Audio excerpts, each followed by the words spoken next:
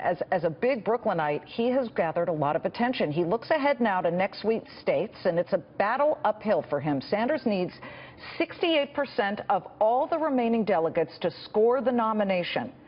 68%. So did he really do enough to dent the former Secretary of State's lead? He could use a lot of New York delegates here. But let's bring in Clinton supporter, Democratic Congressman from New York, Steve Israel. And as we just watch what's happening with Bernie Sanders, clearly she's well ahead in New York. But on a national scale, Bernie Sanders is getting a lot of attention, Representative. What does she need to do to become that person where people say she's the one who can beat any of the Republicans at this point? Well, Liz, thanks for having me on. Sure. Look, on a national scale, Hillary Clinton has 2.5 million more popular votes than Bernie Sanders and is ahead by over 700 delegates. So, on the issue of what counts, and that is actually getting more votes and having more delegates, she's doing very, very well. We've got a real old-fashioned political brawl going on in my home state of New York today. Yeah. I can't tell you what the percentages are going to be. I will guarantee you this. Hillary Clinton is going to win.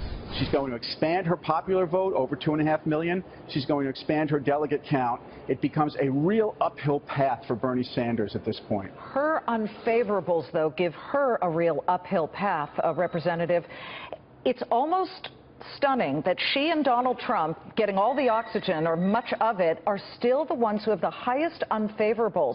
Why, considering we're pretty deep into this process, hasn't she worked harder to turn that around? Well, look, this is what happens in a primary. This is why, politicians don't like primaries, because they know that they're going to be attacked. There are going to be commercials against them. They're going to be dragged down.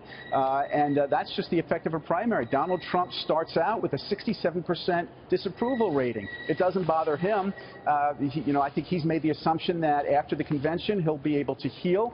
Hillary Clinton, who is well known to Americans, will also be able to heal. And that's why I think Hillary Clinton, a much more effective candidate to independent voters, moderate voters throughout the country. Well, as everybody's talking about New York City and New York State, and of course, all of the candidates running around trying to glean more votes. We had Ted Cruz and John Kasich going to matzah factories. There's a big Jewish contingent in this state, of course. And then you had Hillary Clinton going on radio stations talking about hot sauce. That all makes them more likable.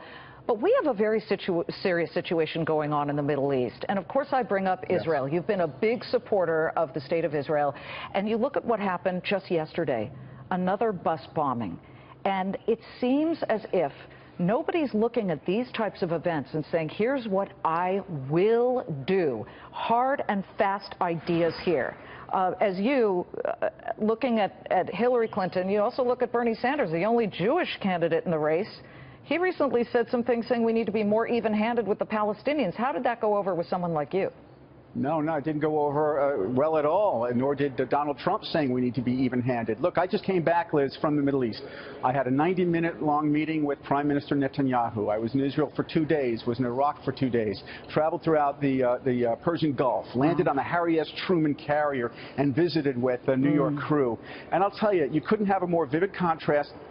You couldn't have a more vivid contrast between Bernie Sanders and Hillary Clinton. Bernie Sanders has said when the rockets fly from terrorist organizations against innocent Israelis, he'll be an impartial mediator. Hillary Clinton has said she's going to stand by Israel. That is one of the major reasons why I'm working so hard on her behalf. Fascinating. And listen, thank you very much. I know it is an extremely busy day for you, Congressman. We appreciate you being here.